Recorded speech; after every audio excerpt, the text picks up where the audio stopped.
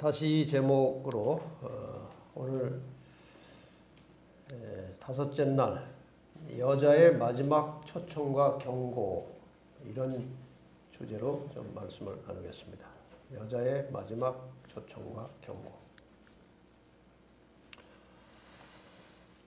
다시 창세기 3장 15절을 펴서 이 세상 역사가 어떻게 진행되고 있는지. 여기 너는 누구라고 그랬죠?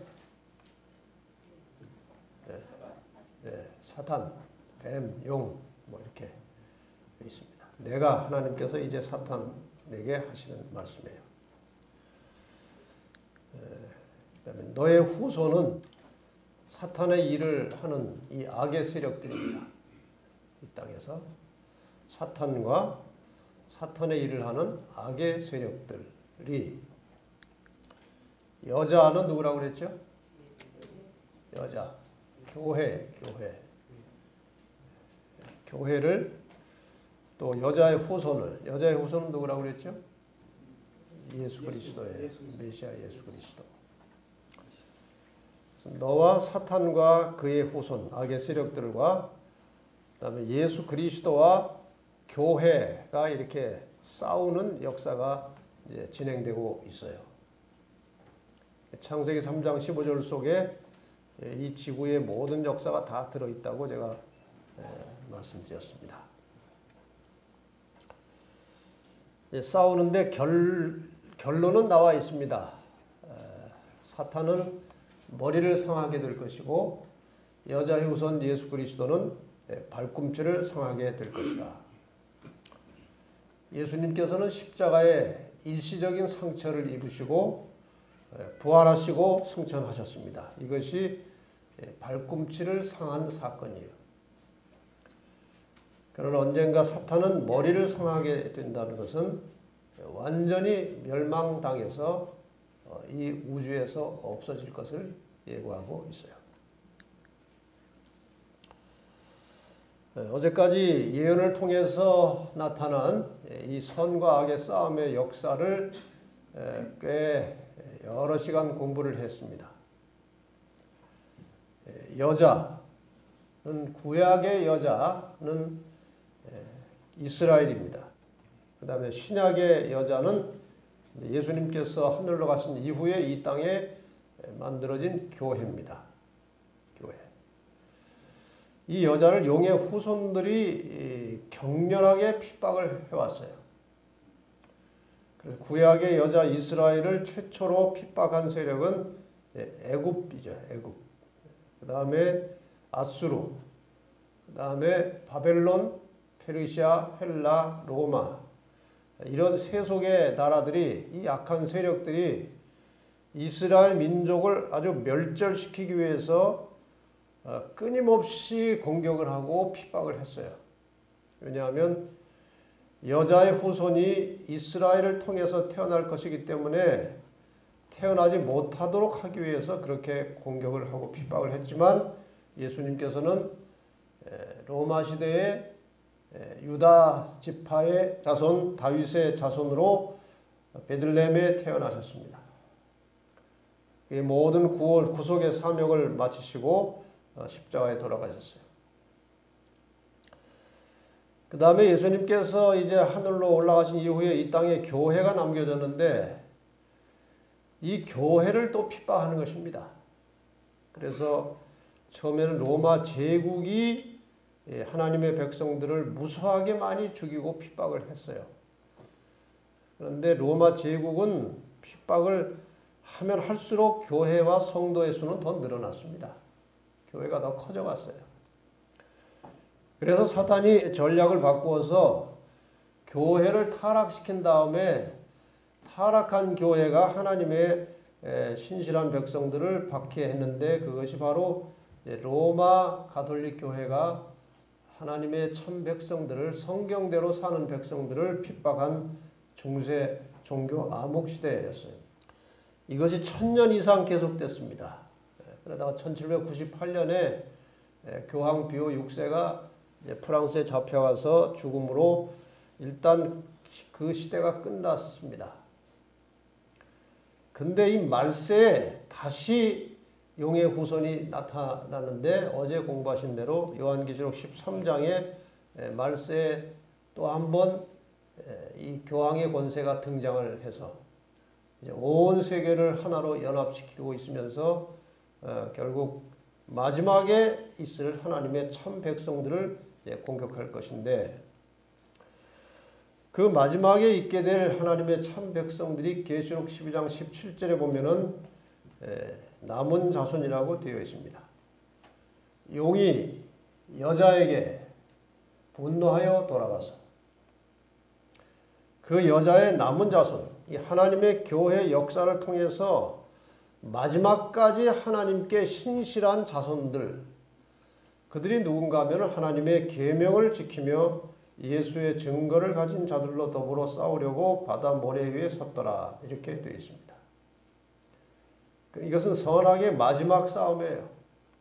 이 마지막 싸움에 남은 자손을 공격하기 위해서 교황의 권세가 지금 준비를 하고 있는 시대에 여러분과 제가 살고 있고, 이 사탄의 공격은, 이 용의 세력의 마지막 공격은 지금 준비 과정에 있고 언젠가는 그 일이 시행될 것입니다.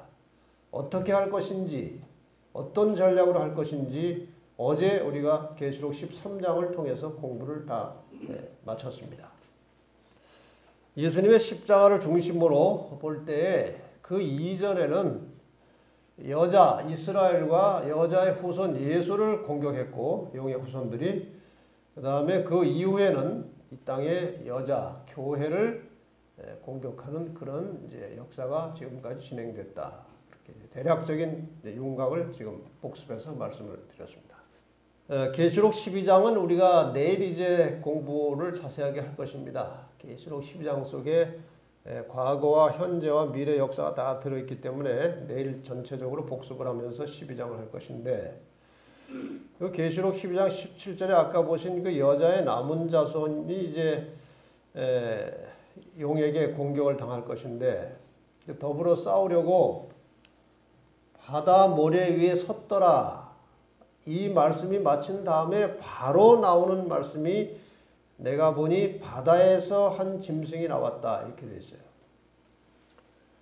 계시록 12장 17절과 13장 1절은 다른 연결된 성경절입니다.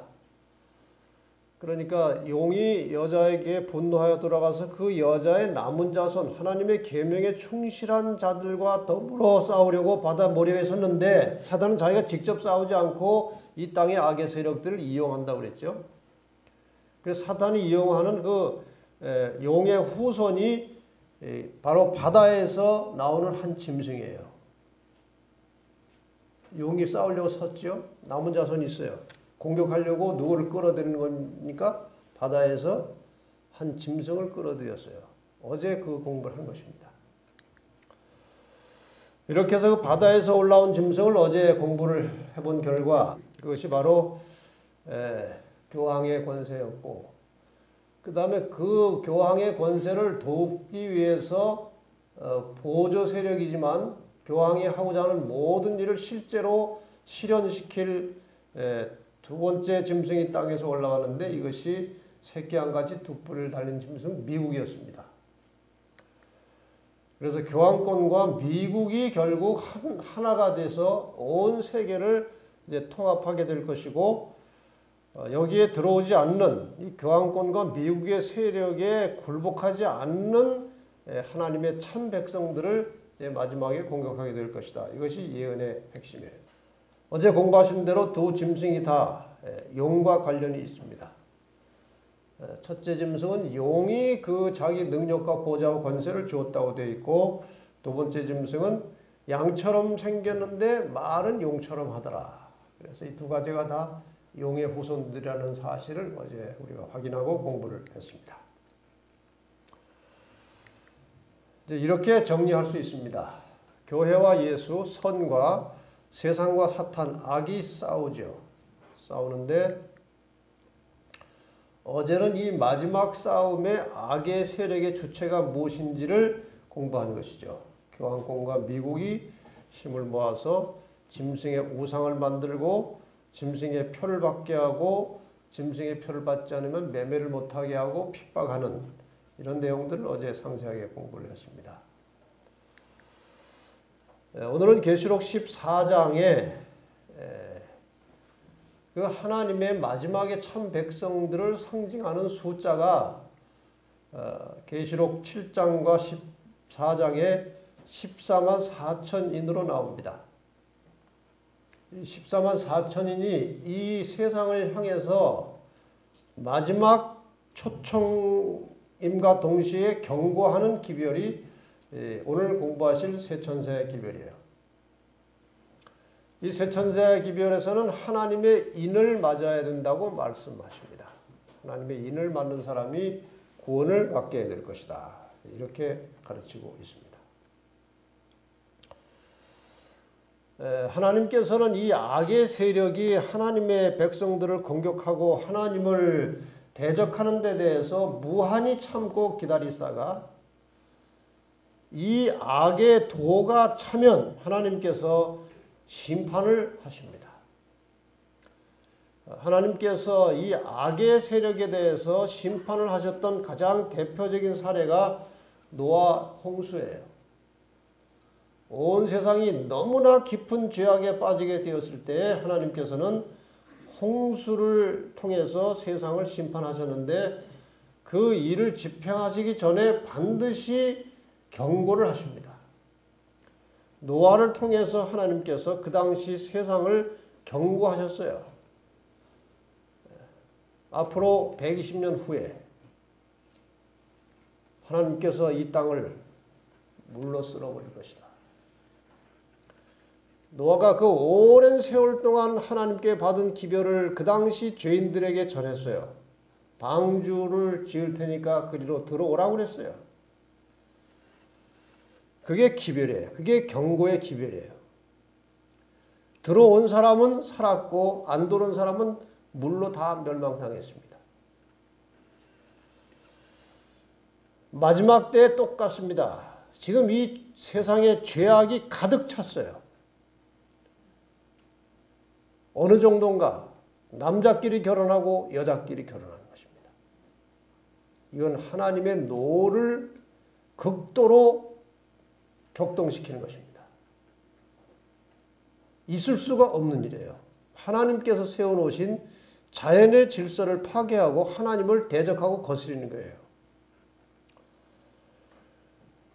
소돔 고모라가 하나님의 즉결 심판을 받고 불로 멸망당했을 때 그 이유가 무엇인가 하면은 동성연애였어요. 유다서 1장 7절에 보면은 소돔 고모라와 그 이웃 도시들도 다른 색을 따라가다가 이 다른 색이라는 것이 동성애입니다. 정상적인 색이 아니고 다른 색을 따라가다가 동성연애하다가 영원한 불의 형벌을 받음으로 거울이 되었다고 말씀하셨어요. 다시 말하면 이 동성연애라고 하는 것은 하나님께서 이 세상을 심판하실 가장 확실한 재료예요. 심판의 재료예요. 그래서 오늘날 이 세상의 상황을 보면 너무나 죄가 가득 차가지고 하나님께서 심판하실 때가 됐는데 경고를 하시는 그 기별이 이제 오늘 공부하실 계시록 14장의 기별이에요. 이것이 하나님께서 이 세상에 죽어가는 영혼들을 살려내는 마지막 메시지예요. 이것을 받아들이면 사는 것이고 안 받으면 노아 시대의 방주에 안 들어가는 사람들처럼 멸망하는 것입니다. 그만큼 계시록 14장의 기별은 매우 중요한 것입니다. 그래서 이 선악간에 일어날 마지막 싸움의 구도를 보면은 계시록 13장과 14장이 싸우는 것입니다. 계시록 13장은 하나의 교회를 중심으로 온 세계가 연합되는 것이고 계시록 14장은 진리를 중심으로 하나님의 참 백성들이 구성이 될 텐데 그것을 상징적으로 14만 4천이라고 그렇게 부르고 있습니다. 계시록 13장에서는 짐승을 경배하라고 요청합니다. 계시록 14장에서는 창조주를 예배하라고 요청합니다. 이 내용을 잘 보시면 아주 명확하게 선악의 싸움의 핵심이 무엇인지를 깨달을 수가 있습니다. 계시록 13장은 일요일에 예배할 것을 강요합니다.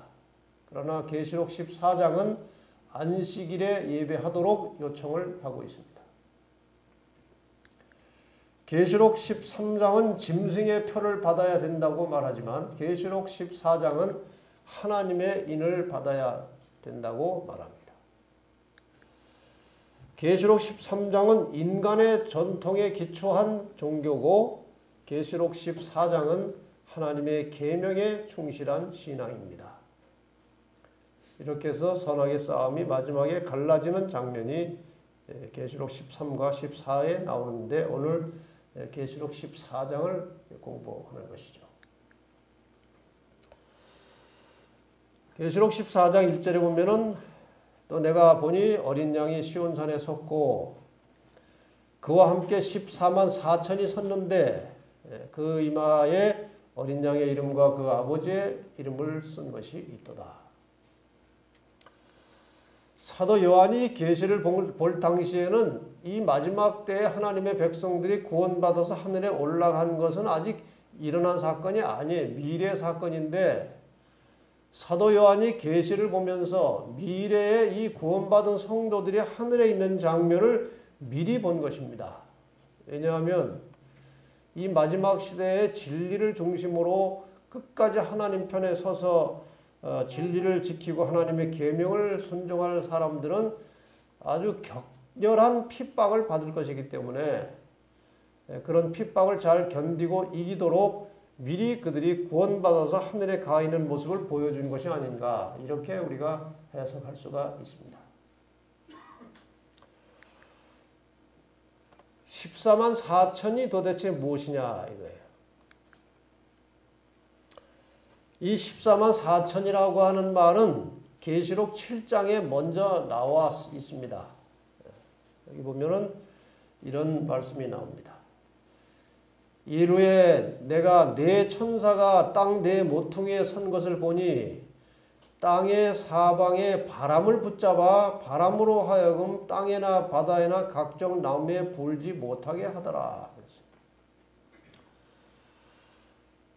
우리가 셋째 날 공부하신 바에 의하면 바람이라고 하는 것은 전쟁이나 재난을 말한다고 말씀드렸어요. 예언 해석상. 네 천사가 땅 네 모퉁이에 서서 땅의 사방에 바람을 붙잡아 바람이 불지 못하도록 지키고 있었다는 것은 네 천사가 지금 인류를 파멸시킬 큰 전쟁과 재난을 억제하고 있는 모습을 보여주는 것입니다. 다시 말하면 지금 하나님께서 명하신 이 네 천사의 능력에 의해서 이 바람을 붙들고 있는 이것이 놓쳐지면 사탄이 이 지구상에 무시무시한 재난과 고통과 전쟁을 갖다가 사람들을 파멸시킬 것이 분명합니다.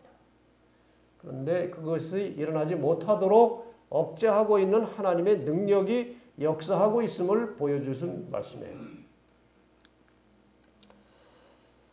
또 봄에 다른 천사가 살아계신 하나님의 인을 가지고 해 돋는 데로부터 올라와서 땅과 바다를 해롭게 할 권세를 얻은 네 천사를 향하여 큰 소리로 외쳐 가로되 우리가 우리 하나님의 종들의 이마에 인치기까지 땅이나 바다나 나무나 해하지 말라 하더라.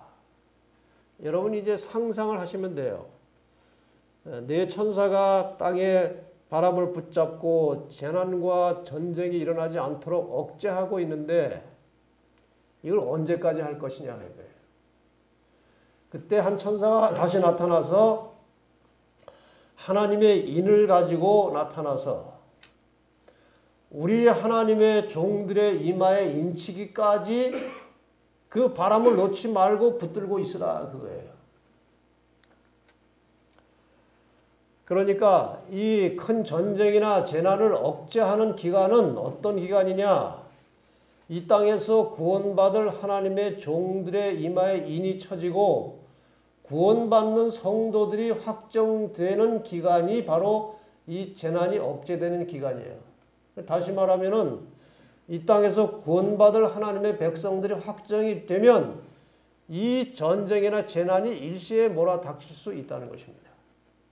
그러니까 지금 이 세상이 이 정도라도 안정되고 평안하게 지탱할 수 있는 것은 구원받는 하나님의 백성들 덕분에 이렇게 버티고 있는 것입니다.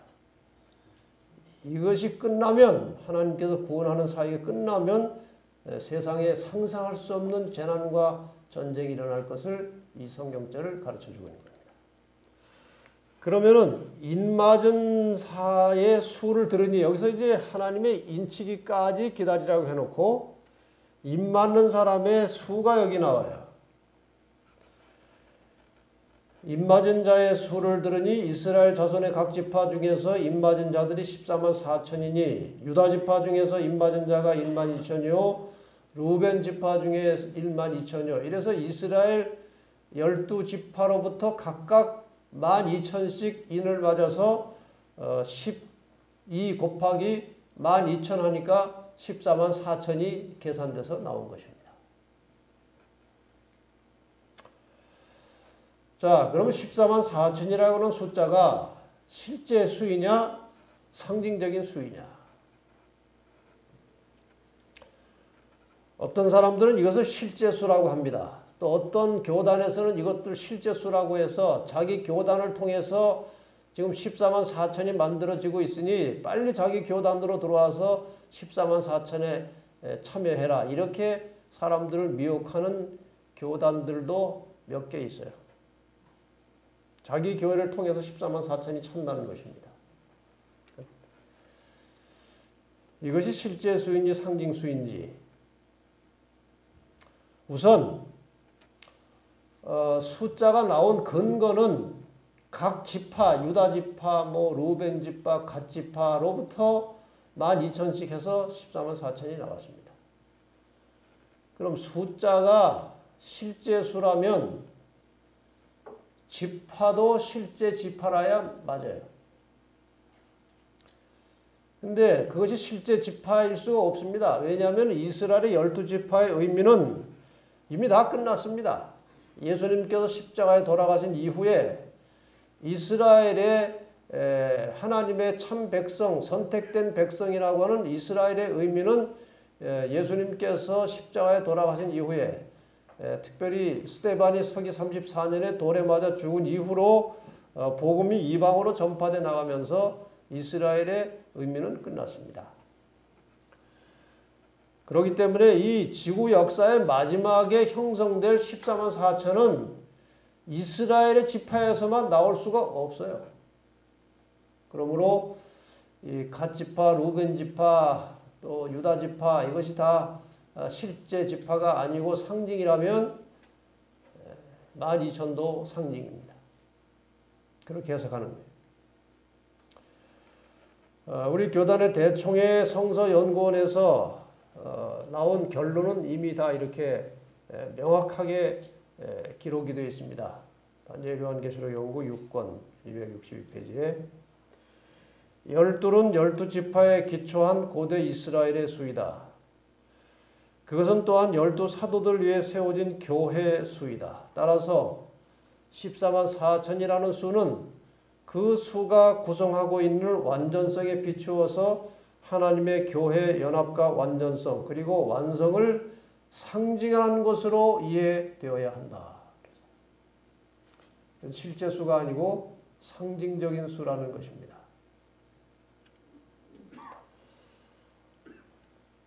중요한 것은 그 수가 실제냐 상징이냐보다 더 중요한 것은 14만 4천은 어떤 사람들인가 하는 게 중요한 거예요.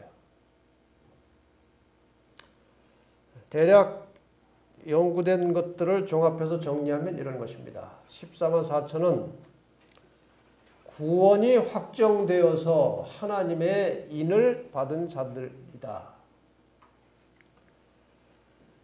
그 다음에 두 번째로 이 마지막 시대에 짐승의 권세, 이 교황권의 권세를 대적해서 싸울 군사들입니다. 군사들이에요.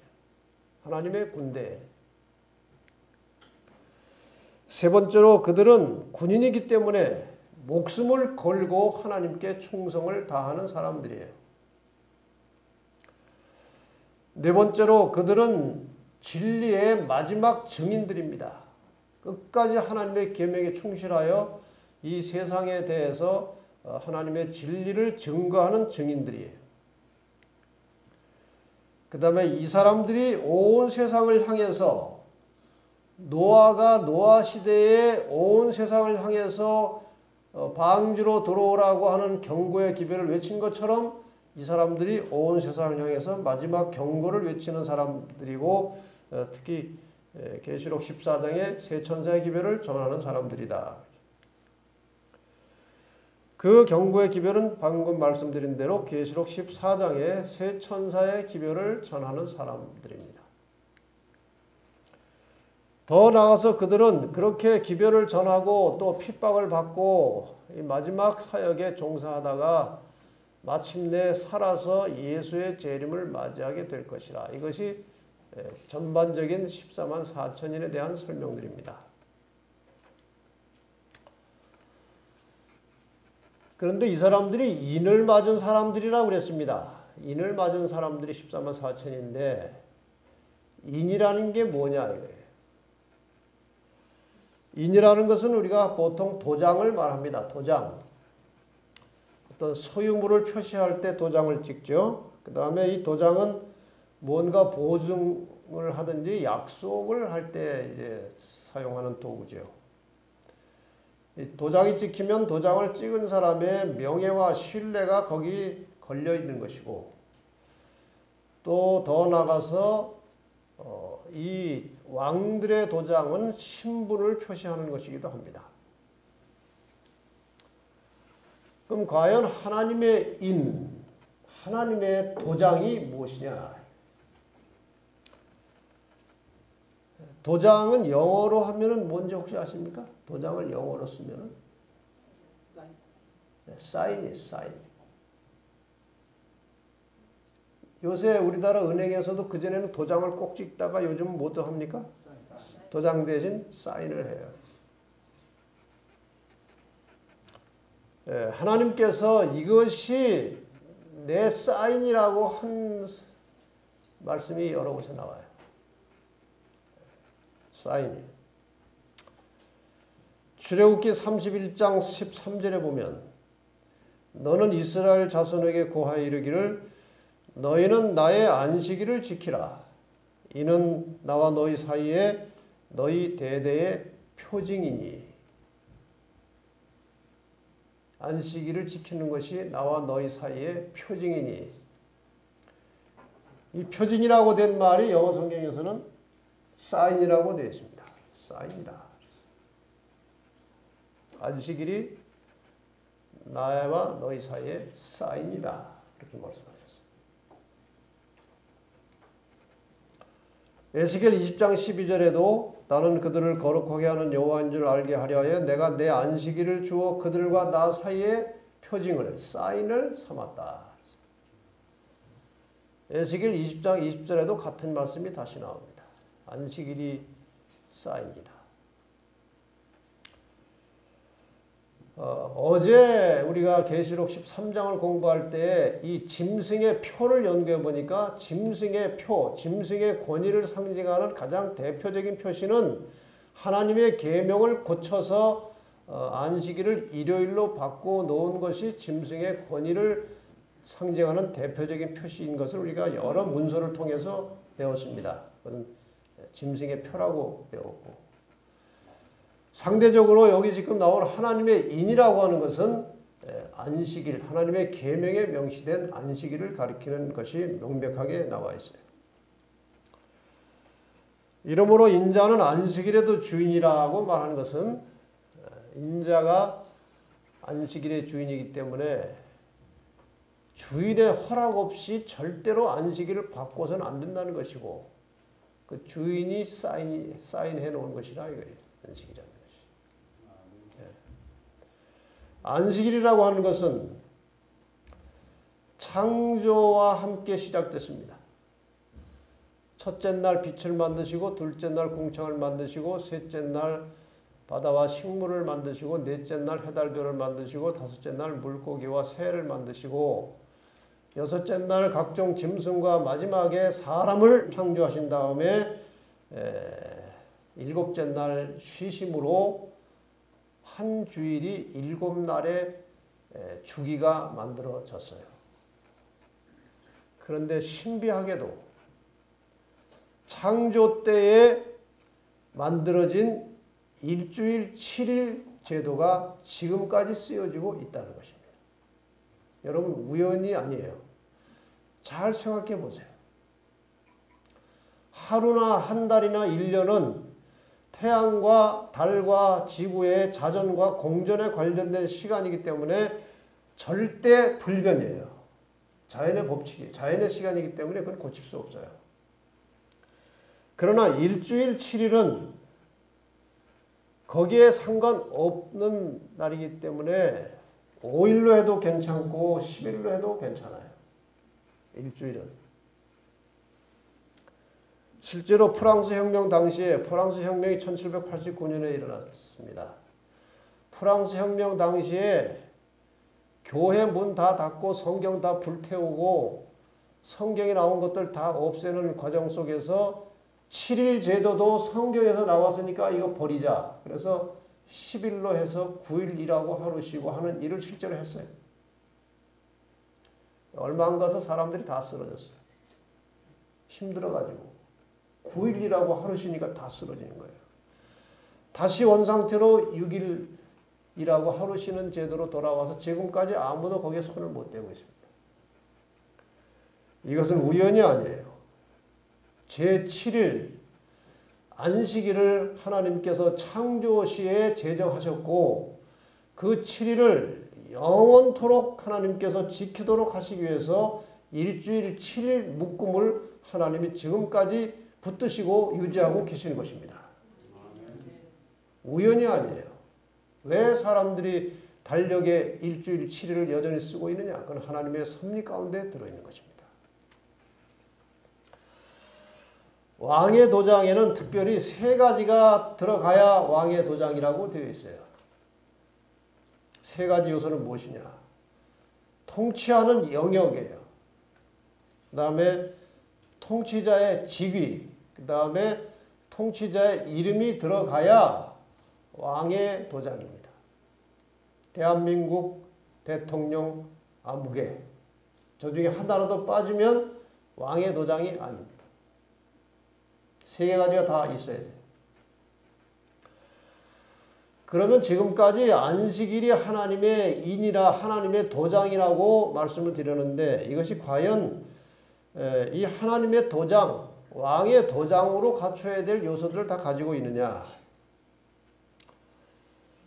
지금 저것은 10계명을 요약해 놓은 것입니다. 간단하게 요약해 놓은 것인데 4번째 여러분이 보시는 대로 안식일을 기억하여 거룩히 지키라. 이렇게 명한 말씀이 나와요. 저 안식일을 그대로 다 기록하면 이렇게 길어요. 안식일을 지켜라. 여세 동안은 열심히 일하지만 제7일은 하나님 여호와의 안식일이다. 너나 내 아들이나 내 딸이나 종이나 육축이나 손님에게도 아무 일도 하지 않도록 하라. 이는 여세 동안에 여호와가 하늘과 땅과 바다와 그 가운데 모든 것을 만들고 제7일에 쉬었습니다. 그러므로 나 여호와가 안식일을 복되게 하여 그날을 거룩하게 하였느니라. 가장 긴 성경절이에요. 이 넷째 계명 속에 하나님의 도장이 갖춰야 할, 왕의 도장이 갖춰야 할 3가지 요소가 다 들어있다는 것입니다. 영토, 하나님이 통치하시는 땅의 범위, 하늘과 땅과 바다와 모든 것입니다. 직위, 그 모든 것을 만드신 분, 창조주라는 직위가 들어있어요. 그 다음에 이름, 하나님 여호와라는 이름이 들어있어요. 이것이 다 들어있는 구절은 성경에 나오지 않아요. 안식일을 말할 때만 이것이 다 들어가 있어요. 하나님의 신분이 무엇인지, 그분이 무엇을 통치하시는 분인지, 그분의 이름이 무엇인지 이 속에 다 들어있어요. 더 나아서 이 십계명을 하나님께서 사람들에게 내려줄 당시에 그 문서의 형식을 보면 이렇게 되어 있습니다. 그 당시에는 종이가 없었기 때문에 이런 점토판을 만들어서 중요한 문서를 이렇게 문자를 찍어서 이 문서를 만들었어요. 그 다음에 이 문서를 내려보내는 그 권세 있는 자의 도장은 가운데다가 저렇게 찍었습니다. 가운데다. 이게 그 당시 문서의 형식이에요. 하나님께서 십계명을 내려주실 때에 사용하던 이 문서의 형식을 하나님께서 그대로 사용하셔서 저 십계명 전체의 내용을 보면은 네 번째 계명이 가운데 들어 있습니다. 그래서 문서의 형식을 봐도 저 가운데 있는 안식일 계명이 하나님의 도장임을 입증하고 있는 것입니다.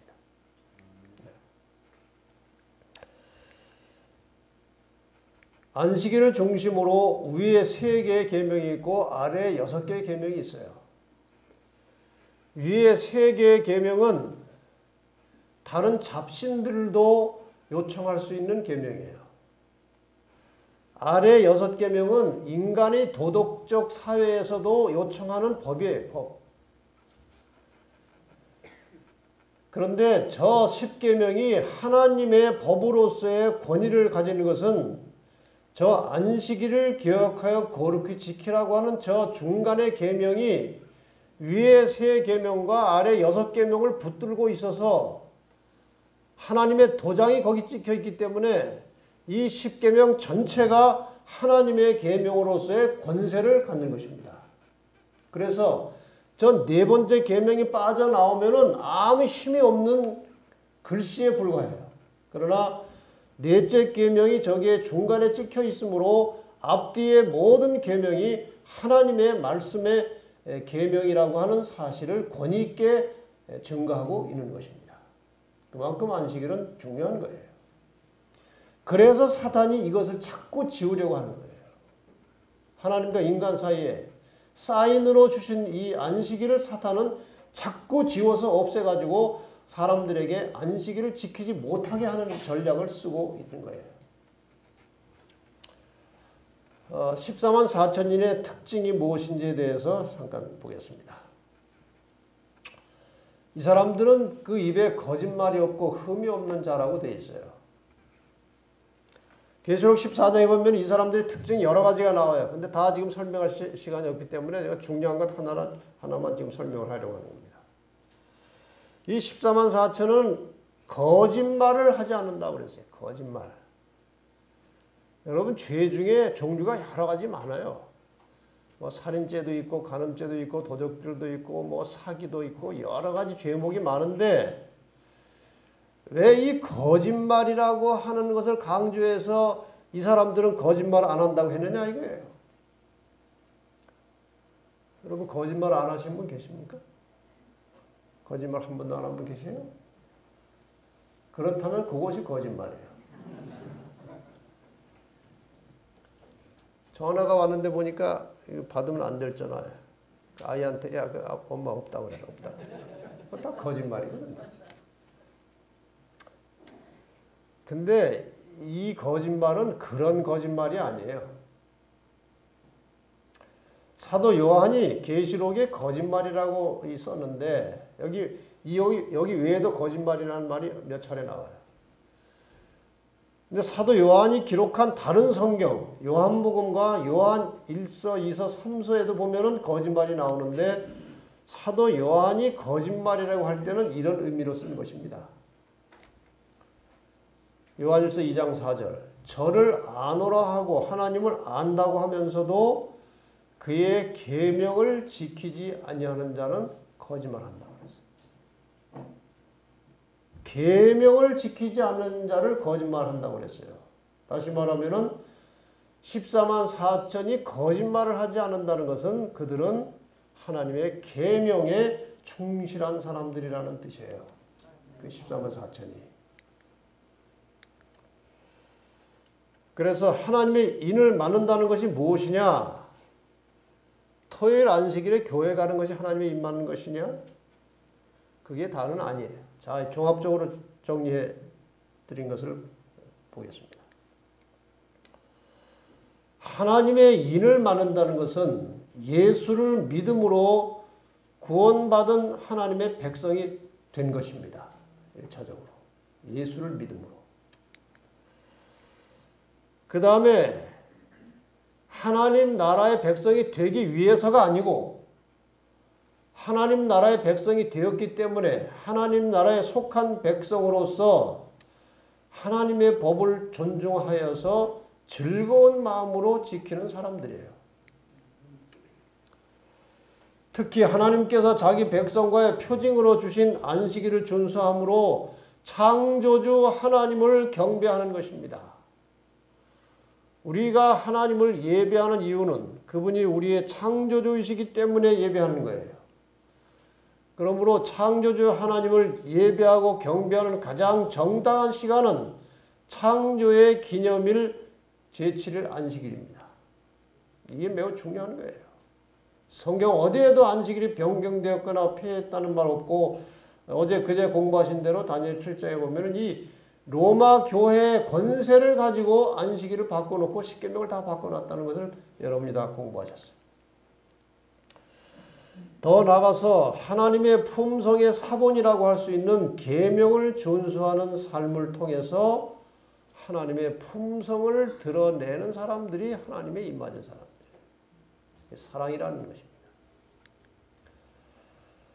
더 나아가서 하나님의 인을 맞았다고 하는 가장 확실한 증거는 하나님의 계명을 지킴으로 그 계명에 들어있는 하나님의 품성이 내 품성에서도 나타나는 것이 이게 인맞은 가장 확실한 증거예요.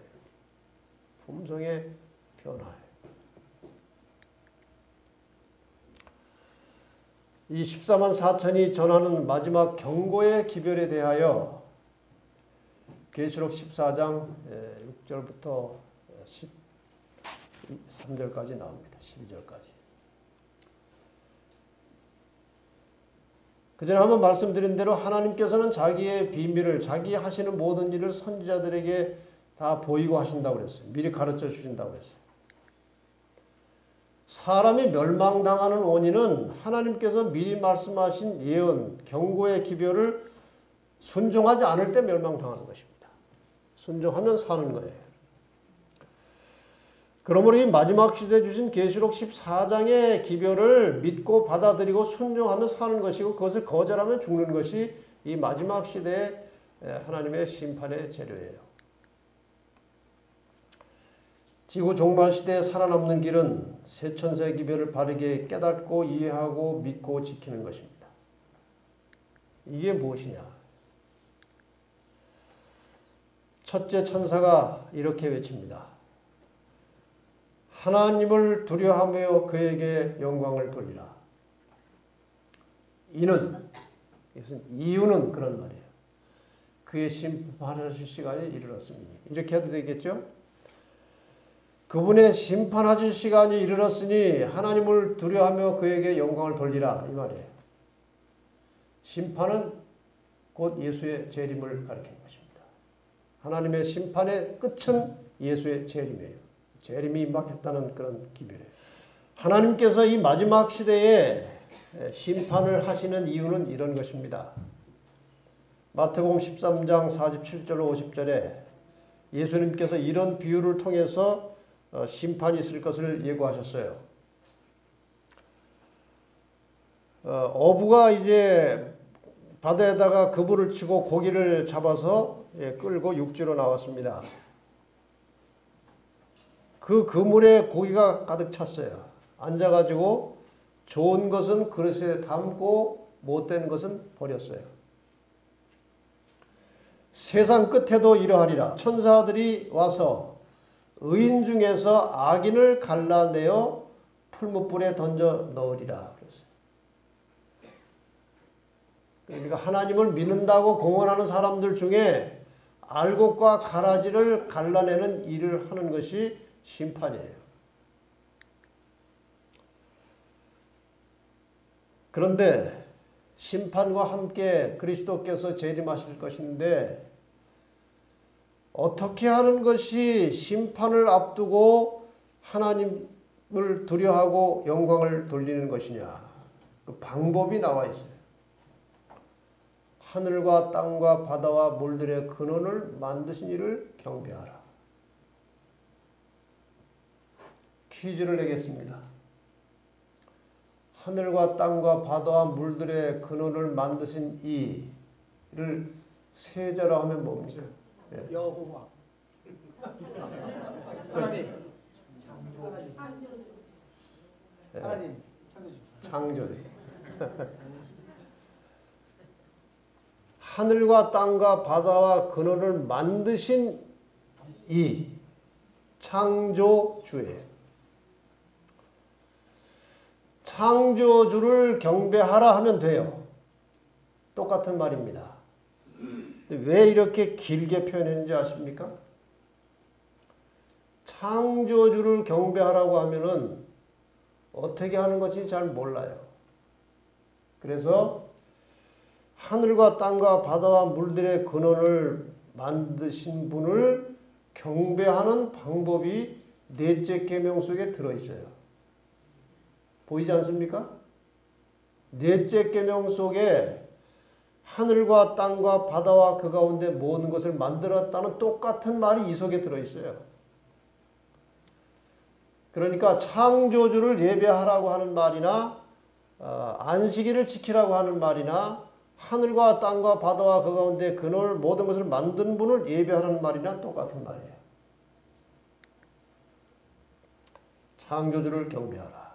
이것은 하나님의 계명과 함께 그 속에 들어있는 안식일을 다시 회복하라는 것입니다. 온 세상이 지금 일요일 예배에 기울어져 있어요. 그것은 사람이 만든 계명입니다. 이 마지막 시대에 하나님의 백성들은 하나님의 계명으로 돌아가라는 거예요. 여러분 오늘날 일요일에 예배드리는 많은 목사들이 고민하고 있어요. 안식일이 토요일인데 일요일에 예배 드리는 것이 잘못됐다는 사실을 알고 있는 것입니다. 고칠 수가 없는 것입니다. 원주에 가면은 어떤 목사가 어느 날 갑자기 현수막을 걸었어요. 토요일 안식일에도 예배 드립니다. 그래서 토요일에도 예배 드리고 일요일에도 예배 드리는 교회가 있어서 제가 어느 날 가봤어요. 그 교회에서 나오는 팜플렛이 있어요. 이만한 신문이 있어요. 보니까 그런 단어는 제가 거기서 처음 봤어요. 쌍둥이 안식일. 그래가지고 토요일도 안식일이고 일요일도 안식일이다. 이렇게 교묘하게 해서 토요일 날 예배를 드리는 교회를 내가 봤어요. 왜 그렇습니까? 성경대로 토요일만 예배 드리면 교회 문 닫고 쫓겨납니다. 매장이 됩니다. 안식일 지킨다고. 그렇게는 못하고 양심에 또 걸리니까 두 날을 다 안식일로 지켜서 쌍둥이 안식일이라. 난 세상에 그런 말을 처음 봤어요. 어쨌든 이 마지막 시대에 안식일을 회복하는 것이 하나님의 뜻입니다. 둘째 천사가 말합니다. 둘째가 그 뒤를 따라 말하되 무너졌도다 무너졌도다 큰 성 바벨론이여 모든 나라를 그 음행으로 인하여 진노의 포도주로 먹이던 자로다 하더라. 지금 여기 핵심적인 단어는 바벨론입니다. 무너졌도다 큰 성 바벨론이여. 바벨론이 무엇이냐? 옛날 바벨탑이 쌓여져 만들어졌던 그 지역을 중심으로 세워진 나라가 바벨론이에요. 지역적으로도 비슷합니다. 바벨이라고 하는 말은 여러분이 아시는 대로 인간들이 하나님을 대적해서 하나님을 무시하고 큰 성과 탑을 쌓았어요. 근데 하나님께서 내려오셔서 언어를 혼잡케 해가지고 공사 중단시키고 다 흩어놓으셨어요. 언어가 혼잡돼가지고 공사가 중단되었던 그 탑, 그 성을 나중에 사람들이 바벨탑이라고 지었는데 이유는 혼동이라는 뜻이 바벨에 있기 때문에 언어가 혼란되었다, 혼잡되었다. 그래서 그 성을 바벨탑이라고 지었습니다. 바벨이라는 것은 거짓과 진리가 섞여 있는 상태를 성경에서는 바벨이라고 하는 거예요. 섞였다는 것. 초기의 기독교는 전적으로 그리고 완전하게 하나님의 말씀의 기초와 뿌리를 두고 있었습니다. 세로 흐르면서 이 교회는 서서히 타락하게 된 것입니다. 이미 공부하셨지만 이 순수했던 기독교회가 타락을 시작한 가장 대표적인 사건은 서기 313년에 로마의 콘스탄틴 황제가 내린 밀란 칙령입니다. 교회를 박해하다가 갑자기 313년에 교회 박해를 멈추고 자유를 주었고 그때부터 교회가 타락했어요. 여기 한 문서에 보면 이렇게 되어 있습니다. 로마의 콘스탄틴 대제가 AD 313년에 기독교로 개종한 사건은 당시 박해를 받던 기독교인들에게는 엄청난 변화를 가져왔다. 그동안 핍박을 당하던 교회 지도자들이 황제의 인정을 받고 후한 봉급까지 받게 되니 이교도 사제들도 기독교로 함께 개종하게 되었다. 이교도의 사제들이 기독교로 개종해서 섞인 것입니다. 이래서 이교와 기독교가 섞여버려서 이제 교회가 타락을 하게 됐다고 그랬어요. 세류 흐르면서 이제 교회 안에 이교도들에 의해서 오류와 타락이 홍수처럼 교회에 밀려들어서 이제 교회는 완전히 타락하게 된 것입니다. 교회 안에 잡다한 이교의 습관과 제도와 교리들이 섞여버렸어요. 이래서 이게 영적으로 바벨론이 된 것입니다. 섞였기 때문에. 그 섞이는 과정을 제가 잠깐 설명을 드리겠습니다. 시간이 좀 걸리지만 이제 중요한 역사적 대목이기 때문에. 로마에 기독교와 이교가 있었어요. 이교는 주로 미스라신 태양신을 섬기는 사람들입니다. 그 다음에 기독교에 큰 무리가 있었어요. 이렇게 양갈래가 있었는데 기독교가 이교도와 섞이게 된 배경은 방금 말씀드린 서기 313년 밀란 칙령에 의해서 기독교와 이교가 섞이기 시작했어요. 이거는 콘스탄틴 황제의 계획된 전략이었습니다. 그래서 이제 이교도와 섞이면서 이제 이교도의 습관들이 기독교로 이제 같이 들어온 것입니다.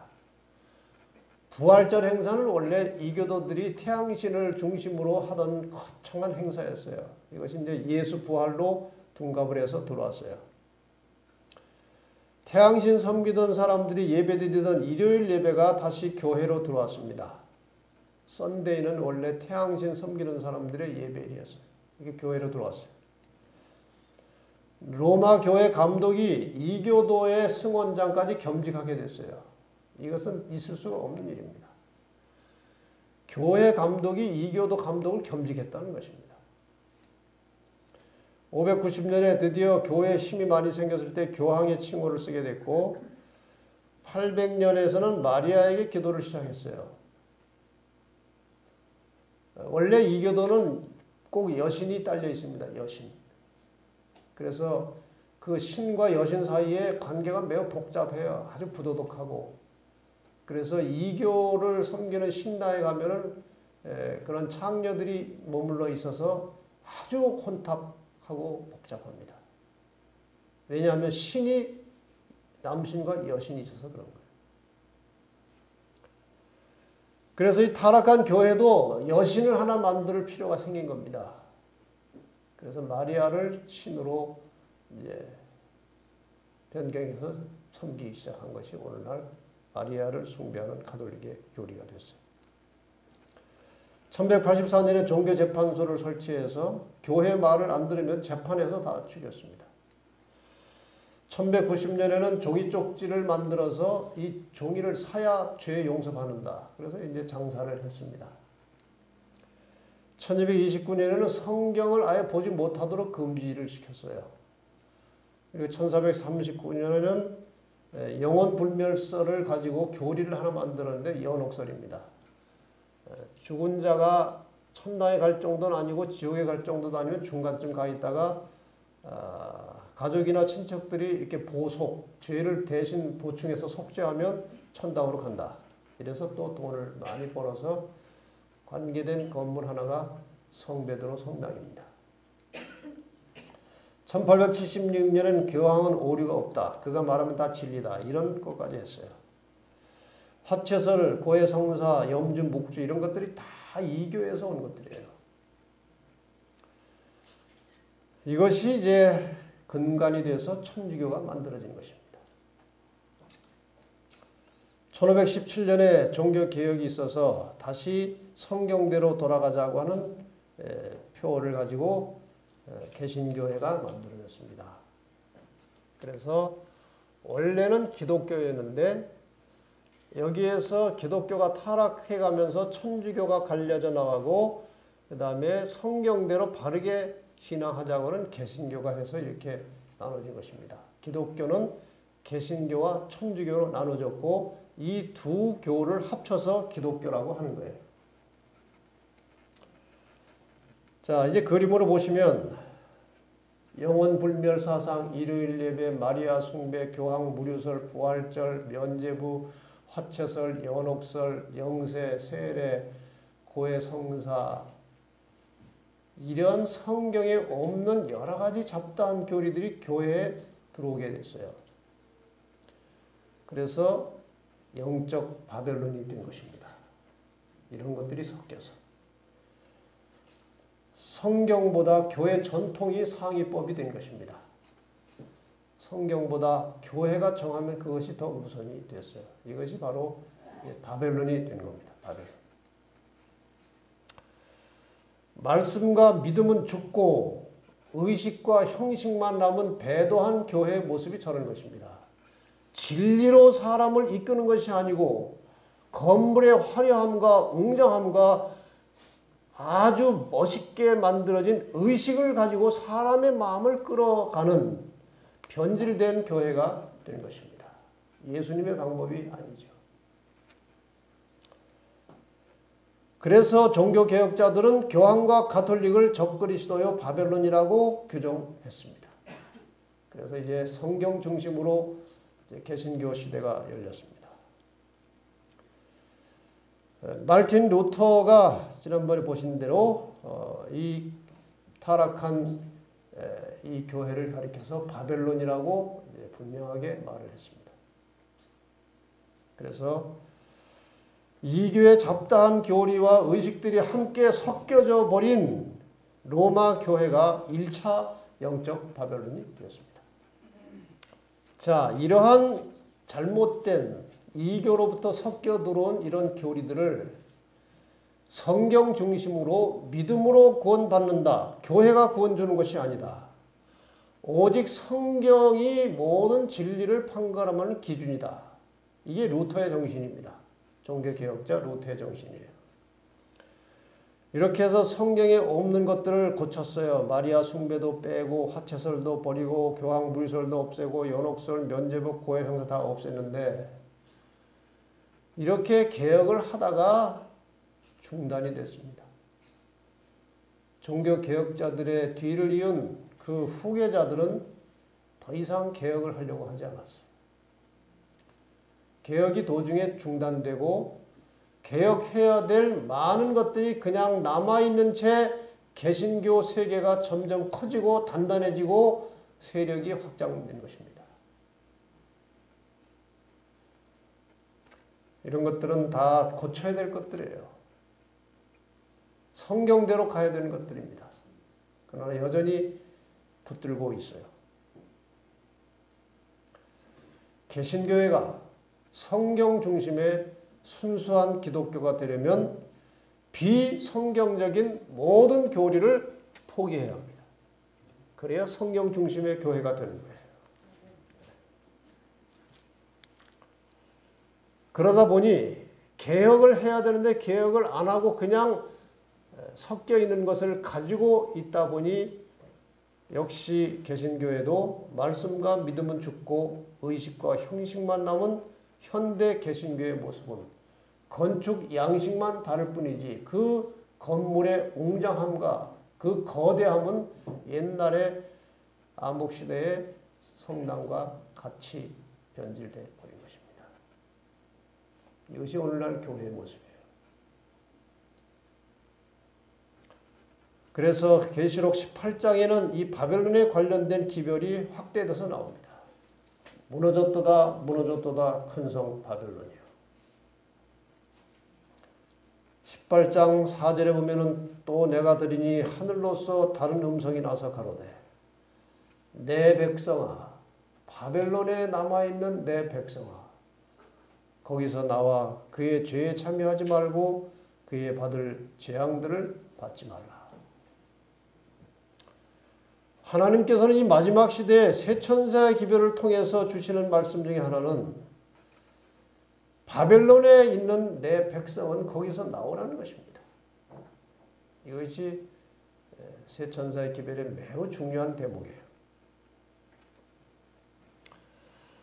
한 문서에 보면은 영감적인 저술에 보면 이렇게 기록되어 있습니다. 바벨론을 구성하고 있는 교회들 내에 존재하는 영적 암흑과 하나님께로부터의 분리에도 불구하고 그들의 단체 안에는 참된 그리스도인들의 큰 무리가 여전히 남아있다. 그들 중에는 이 시대를 위한 특별한 기별을 아직 깨닫지 못한 사람들이 많이 있다. 또한 많은 사람은 그들의 현 상태에 만족하지 아니하고 더욱 밝은 빛을 갈망하고 있다. 많은 사람들이 교회는 다니지만 진실하게 진리를 찾고 있는 사람들에게는 늘 뭔가 답답한 것입니다. 진리가 나오지 않는 거예요. 한 2년 전에 저희가 어떤 아주 유력한 거의 뭐 장관급 가까운 장관급에 해당하는 어떤 법관을 지낸 다음에 이제 임기를 마치고 변호사를 하고 있는 한 분과 대화를 하게 되었습니다. 그분이 대화를 한참 하다가 자기가 기독교인이라고 해요. 자기가 진리를 찾아서 여기저기 큰 교회 다니면서 유명한 목사들 찾아다니면서 진리를 갈급했는데 진리를 찾으려고 했는데 잡히지 않는다는 거예요. 그래서 제가 이제 성경의 아주 기본적인 진리에 대하여 한 1시간 반 정도 말씀을 드렸어요. 이분이 다 듣는데 아주 잘 들어요. 그리고 끝난 다음에 그렇게 말하는 것입니다. 제가 그동안 유명한 많은 목사들을 만났는데 목사님처럼 이야기하는 사람은 처음 만났습니다. 그 다음날 저에게 문자가 왔어요. 어제 감사했습니다.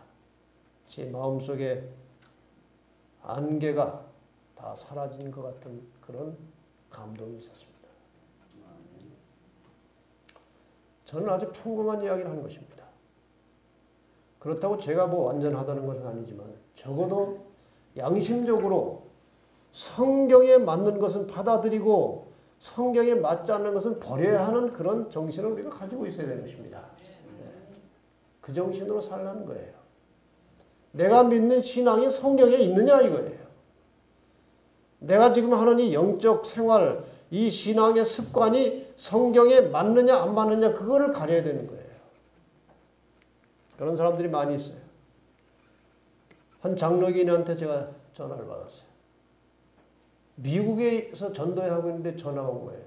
미국에서 제가 전도하면 잘 안 받는데 이게 전화가 소리가 이상해. 소리는 다 똑같은데 감이 이상한 거예요. 그래서 제가 받았어요. 받았는데 어떤 여자분한테 전화가 왔어요. 저희가 장로교인인데 진리를 찾으려고 계속 애를 쓰는데 진리가 잡히지 않아서 인터넷 들어가서 유튜브에 들어가서 여기저기 다니면서 설교를 듣고 진리를 찾다가 목사님 사이트에 들어가서 설교를 듣면서 자기가 성경의 올바른 진리를 깨닫기 시작했다는 거예요. 그래가지고 그 얘기를 얼마나 길게 하는지 몰라요. 그 국제전화인데. 저는 그때 이제 카톡 전화하는 걸 잘 몰라가지고 그냥 몇 년 전이라. 그달에 한국에 와서 전화 요금이 나한테 70만 원이 나갔어요. 근데 다행히 그분이 그 전화를 통해서 진리를 확신하고 아들과 함께 진리를 찾아서 나왔어요. 수백만 원 들여서 전도회 해서 한 명 올까 말 건데 뭐 70만 원 전화비로 두 사람 보냈으니 별 손해는 아니에요. 그분이 한 말이 이겁니다. 저는 요한계시록의 하나님 말씀을 마지막 시대 언급이라고 생각하면서 목사님의 요한계시록과 다니엘서를 공부 중에 있습니다. 공부를 하다 보니까 더 이상 일요일 예배를 드릴 수가 없어서 2주일 멈춘 상태이며 이별과 단절이 주는 고통과 오해의 시련 속에 있게 되었네요. 진리를 배운 지 석 달이 되었고 새로움의 출발입니다. 이 말씀을 제대로 바르게 깨닫고 보니까 일요일에 교회를 갈 수가 없더라는 거예요. 양심적으로. 그래서 2번 안 갔더니 교회에서 난리가 난 것입니다. 자기가 끝까지 고집을 버리지 않으니까 사람들이 다 이별하고 단절하더라는 거예요. 여러분, 기독교는요, 성경대로 살기로 작정한 사람들이 믿는 종교예요. 그것을 버리면 끝나는 것입니다. 내 신앙이 성경에 기초했느냐 이거예요. 그래서 하나님께서 나오라고 말씀을 하시는 거예요. 셋째 천사의 기별은 이것입니다. 또 다른 천사가 셋째가 그 뒤를 따라 큰 음성으로 가로되 만일 누구든지 짐승과 그의 우상에게 경배하고 이마에나 손에 표를 받으면, 이게 어제 공부를 안 한 분들은 이게 이해가 잘 또 안 되는 거죠. 그러나 어쨌든 나가겠습니다. 짐승과 그의 우상에게 경배하고 이마에나 손에 표를 받으면 그도 하나님의 진노의 포도주를 마시니 그 진노의 잔에 섞인 것이 없이 부은 포도주라. 거룩한 천사들 앞과 어린 양 앞에서 불과 유황으로 고난을 받으리니 그 고난의 연계가 세세토로 올라가리로다. 그 다음에 내용은 반복되는 거예요. 똑같은 내용이에요. 짐승과 그의 우상에 경배하고 그 이름의 표를 받는 자는 누구든지 밤낮 쉼을 얻지 못하리라 하더라. 셋째 천사의 기별임과 동시에 마지막 모든 세 천사 기별의 마지막 결론은 12절입니다. 성도들의 인내가 여기 있나니 저희는 하나님의 계명과 예수 믿음을 지키는 자니라.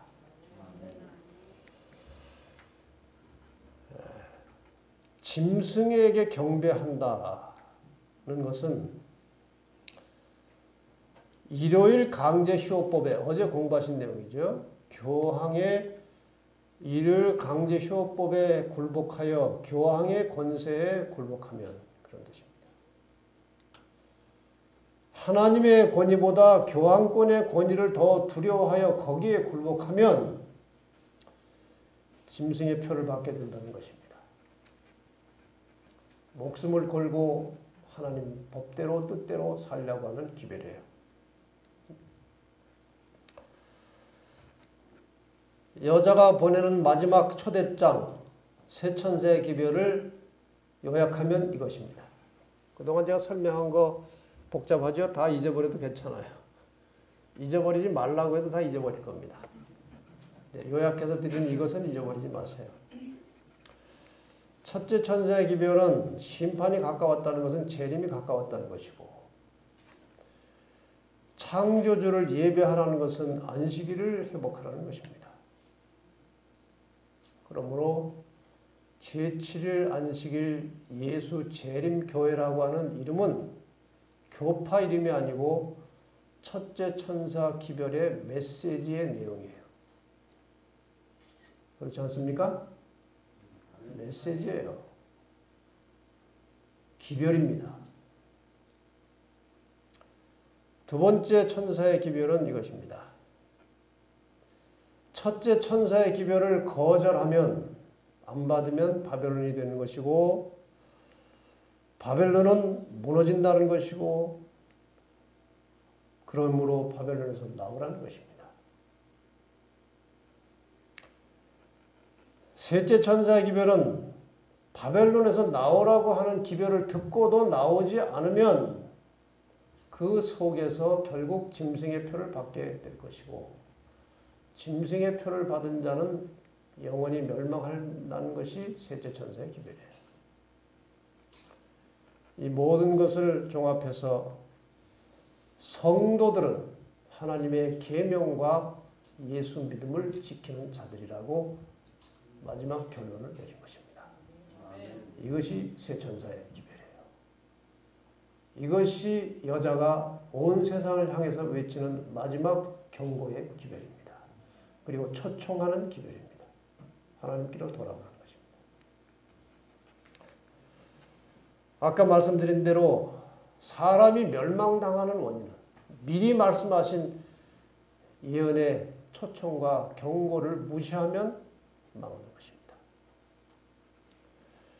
오늘 저녁에 이 기별을 처음 듣는 분들이 계실 것이고, 또 듣지만 맞긴 맞는 것 같지만 내 현실과 맞지 않기 때문에 무시할 수도 있어요. 그러나 하나님의 말씀은 절대 불변입니다. 영원한 것입니다. 여러분 이 말씀을 겸비한 심령으로 받으시기를 바랍니다. 아까 말씀드린 대로 홍수 심판 전에 노아가 외쳤던 방주로 들어오라고 하는 기별을 받은 자는 살았고 거절한 자는 죽었듯이 마지막 시대에 마지막 심판 전에 새 천사의 기별을 받는 자는 살 것이고 거절하는 자는 멸망할 것이 기별 속에 들어있어요. 기별 속에 들어있어요. 이것이 홍수 기별을 무시하는 사람들의 최후의 모습이에요. 홍수 심판을 믿지 않고 듣지 않고 순종하지 않은 사람들의 마지막 장면이 이것입니다. 얼마나 안타까워요. 더 나아가서 후회가 되지만 후회는 아무리 빨리 해도 늦은 것입니다. 오늘 결단이 필요한 거예요. 오늘 결단이 필요한 것입니다. 사단이 제일 좋아하는 단어가 지금 말고 나중에, 오늘 말고 내일. 그것이 사탄이 미혹하는 방법이에요. 새 천사 기별의 특성은 서두에 이렇게 되어 있어요.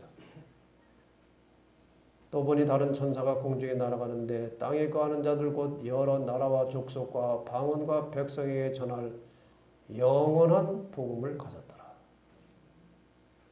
이 새 천사의 기별을 영원한 복음이라고 하는 거예요. 그런데 어떻게 해야 될 복음이에요? 여러 나라와 족속과 방언과 백성에게 전할, 모든 세상, 온 세계 모든 사람들에게 전할 기별이라고 말씀하신 거예요. 그럼 과연 지금 이 기별을 전하고 있는 제7일 안식일 예수 재림교회는 과연 이 기별을 온 세상에 두루 공평하게 전하고 있느냐 하는 그런 질문을 받을 수 있어요. 새 천사의 기별은 온 세상 모든 사람에게 전하는 그런 성격을 가지고 있는데 과연 이 기별을 전한다고 하는 이 재림교회가 온 세상 모든 나라에 복음을 전하느냐? 재림교회는 세계적인 조직을 가지고 있습니다. 전 세계에 새 천사의 기별에 담긴 안식일과 재림 기별을, 심판 기별을 온 세상에 전하고 있습니다. 이 교회의 본부는 미국 메릴랜드에 있어요. 실버스프링이라는 곳에 본부가 있습니다. 전 세계를 13개의 지역으로 나누어서 각 지역마다 선교 본부가 있고 이 선교 본부가 해당 지역의 나라들에게 집중적으로 이 쇠천사의 기별을 전해오고 있습니다. 그 결과로 전 세계 228개 나라 중에 이 재림교회가 전파된 나라의 수는 216나라로서 모든 개신교회 가운데서 가장 많은 나라에 복음을 전한 교파가 되었어요.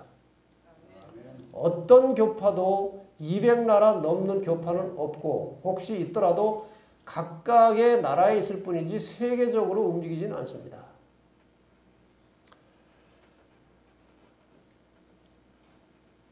지난 2015년 7월 2일부터 11일까지 미국 텍사스주 샌안토니오에서 60차 세계 총회가 있었습니다. 이때 보고에 의하면 216나라에 1850만의 교인들이 14만 8천 개의 교회에서 복음을 전하고 있다고 보고가 되었어요. 거의 모든 나라에 복음이 다 전파되어 있어요. 크진 않지만 씨앗이 다 불씨가 다 들어가 있어요. 굉장히 큰 교회는 아니지만 모든 나라마다 불씨가 다 들어가 있어요. 마지막에 늦은 비 성령의 기름이 부어지면 순식간에 세계를 태울 수 있는 준비가 갖춰져 있습니다. 이것이 재림교회 선교 현황이에요. 왜 이렇게 하느냐? 이 사명을 받은 재림교회는 모든 나라와 족속과 방언과 백성들에게 이것을 전해야 될 책임과 사명이 있기 때문에 초기부터 조직적으로 이렇게 전 세계에 복음을 전하게 된 것입니다. 이 교회가 어떻게 태어났고 어떤 성격을 가진 교회인지는 내일 상세하게 공부하게 될 것입니다. 결론을 말씀드리고 마치겠습니다. 쇠천사 기별의 결론은 계시록 14장 12절이에요. 같이 한번 읽어볼까요? 시작. 성도들의 인내가 여기 있나니 저희는 하나님의 계명과 예수 믿음을 지키는 자니라. 성도들의 인내, 성도들은 하나님의 계명에 충실해야 될 것이고 그 계명에 충실하기 위해서는 철저한 믿음을 가져야 된다는 것입니다. 인간의 힘으로 되는 것이 아니에요. 믿음과 성령의 역사를 통해서만 하나님의 계명에 충실하게 살 수가 있다는 것입니다. 구원이라는 것은 첫째 단계에서 칭의라는 것이 있습니다. 그리스도 예수 안에 있는 구속으로 말미암아 하나님의 은혜로 값 없이 의롭다 하심을 얻은 자 되었느니라. 그냥 예수를 믿음으로 하나님의 은혜 때문에 값 없이 우리를 의롭다고 인정해 주신 것이 칭의예요. 칭의. 그 다음에 이 구원받은 자들이 나중에 예수님께서 재림하실 때에 이렇게 변화될 것이라고 말씀하셨습니다. 고린도전서 15장 51절에 우리가 다 잠잘 것이 아니요 마지막 나팔에 순식간에 호련히 다 변화하리니 영원히 살 수 있는 몸으로 다시 바뀌는 것입니다. 그것을 영광스러운 변화라고 해서 영화라고 하는 것입니다. 영화. 이 칭의라고 하는 이 한 순간의 사건과 영화라고 하는 이 한 순간의 사건 사이를 성화라고 합니다. 그리스도 안에서 자라나는 것입니다. 성화. 이 성화의 과정에 누가 도와주시느냐? 아버지께서 내 이름으로 보내실 성령 그가 너희에게 모든 것을 가르치시고 내가 너희에게 말한 모든 것을 생각나게 하시리라. 누가요? 성령께서. 성령도 우리의 연약함을 도우시나니. 많은 사람들은 하나님의 계명을 지킬 수 없는 것이라고 말합니다. 그럼 하나님의 계명을 지킬 수 없기 때문에 안 지켜도 되느냐?